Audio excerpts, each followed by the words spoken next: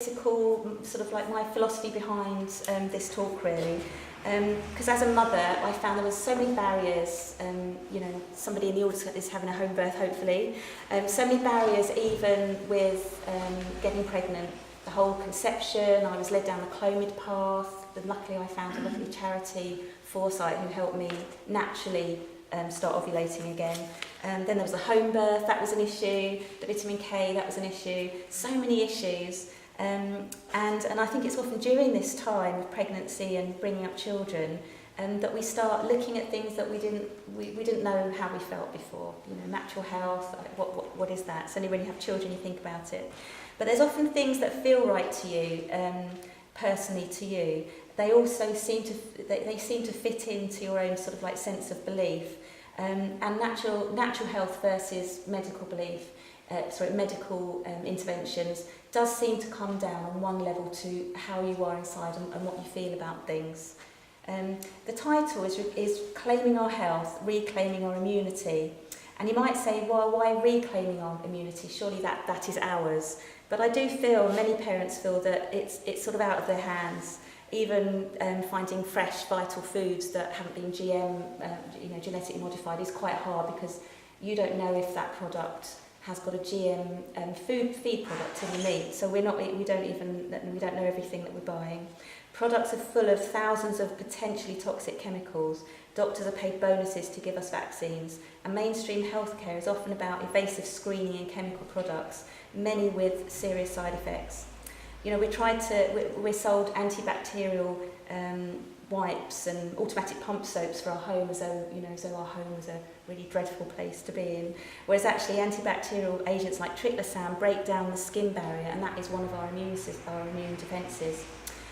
When we fall over and cut ourselves, or even in the home, a tetanus vaccine or antidote is often strongly advised. And there was a mum here who rang me up and said, my 18-month-old fell over in the home, hit the chair, and we're under extreme pressure to have the tetanus vaccine. And of course, what they don't tell you is it's either a 3-in-1, it's either the DTP or the 5-in-1. So you might want to know that information. You might still want a vaccine, for tetanus or an antidote, but you might want to know exactly what's in it, and they will not always tell you. So there's lots of things that we do really need to find out more about, so that we can reclaim the information back.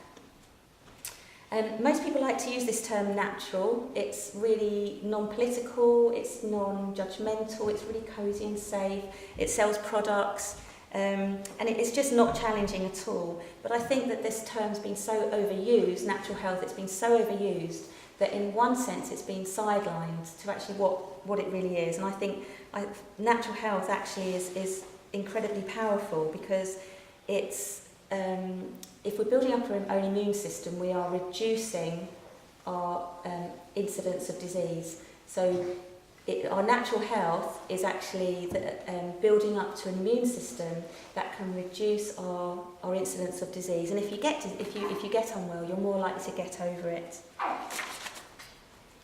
So lots of groups in society are sort of devaluing the belief that we have in nature. And we might want to use both. We might really like the idea of using natural products, but we all go to the doctor and the hospital when we need. And we need to find a way of balancing those two things together and using our communication so that we can communicate with our doctor and the A&E, just so that we're sharing information, because they're professionals, they want the best for us, and we should start including them a bit more. But we need the confidence to do that. Anecdotal stories are often ridiculed as having no place in science, but I would say that observation is part of science. Just looking around you to what's happening to yourself and people in society is definitely part of science. And as I said, adverse drug reactions are the 5th leading cause of death in Europe. So we should be able to challenge what's being offered to us. GPs have very little training in recognising these problems with the drugs. They have 2 to 3 hours in clinical pharmacology. They used to have a lot more, which means that if you go back to the GP with an issue and you've just been given a product, he or she is less likely to think about that product. They're more likely to up the dose, down the dose, reduce the dose, or give you another drug. And this is then what's causing a spiral of problems with the adverse drug reactions. there's really little desire for them or need for them to report any adverse drug reactions. It's sort of like not really part of their training. And so it's, again, I think it's up to us just to be a little bit aware. And there is a yellow card system as well that is available from most pharmacists. And actually pharmacists are usually the ones, and like the conference I went on, really built the pharmacist up in my estimation, because there would be 10 times more adverse reactions if the pharmacist didn't ring up the doctor and say, do you really think this diabetic patient of yours should be on this drug? Or didn't you mean to say 1 milligram, you've written 10 milligrams, things like that. So the pharmacist is doing a great job. So hopefully, I can put the case that we as patients and as parents can have some really positive influence over our family's health. And we won't always need to rely all the time on sort of chemicals and drugs. As I said, I'm not a scientist or a health professional, but I'm very pleased that this work has been checked. So just looking at the world around us, we can't get rid of these things. Beautiful pictures, that if you can see them there at home. Viruses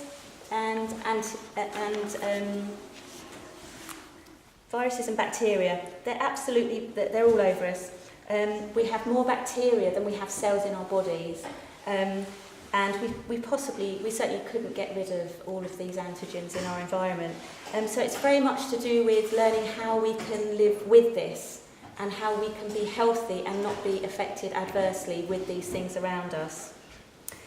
For example, the virus, which is, people are often scared about bacteria and they want to use antibacterials to fight the bacteria, and they want to use antivirals to fight the virus. But the virus is actually made in our own cells. It's not replicated outside the cell. It's in our own cell. And it's quite plausible that when you're in ill health, the byproduct of you being in health and your cell could be producing these viruses, which is just like a byproduct of being unwell. Now, these viruses do spread around the community, and they go around the world in cycles with the weather. And there's a lovely bit in Janine Roberts' book saying that it's very possible that these viruses are giving messages. They're not necessarily to be feared, and they will not necessarily make you unwell, but they're giving little messages, body to body, maybe to give you information about, replicating the next generation, how you can fight off something. So there's very, very little that's understood about the work of a virus. Now, I've been reading lots of the medical journals, and areas like why aluminium raises the antibody level in the vaccine is really not understood at all. So the scientists know that by adding aluminium in the vaccines, it raises the antibody level, which is what they want to see, but they don't know why that is, and there are problems with the aluminium.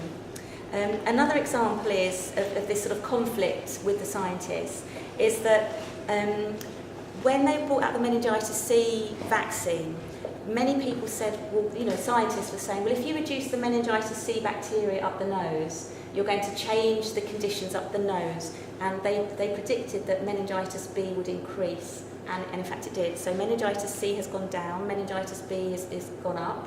That's the more deadly kind, but there is a vaccine for that, you'll be happy to know. So, lots of contradiction even amongst scientists. So we should be allowed as parents and as patients to challenge and question these things. We don't have to be medical to be able to have a good conversation about this if the scientists themselves are having these conversations. And how diseases spread is still pretty much a mystery. People know that infectious diseases go around in cycles around the world. Communities often share similar illnesses. Some bacteria are life-challenging, some are not. In some people, they resist illness more than others. Millions of people die from the flu, for example. Only 5% of disease is genetic. So there's many other pieces of the puzzle that are unclear. Why we get sick. Of course, bacteria in certain numbers can have the potential to cause sickness. If you think of food poisoning, etc. And the chickenpox virus, that certainly does seem to transmit quite quickly. Measles is not actually easily transmitted, but chickenpox is a very, very quick one. So lots of things aren't really understood. So I think it's much easier and better for us. Much better for us, I think, if we can actually learn how to be healthy, so that when we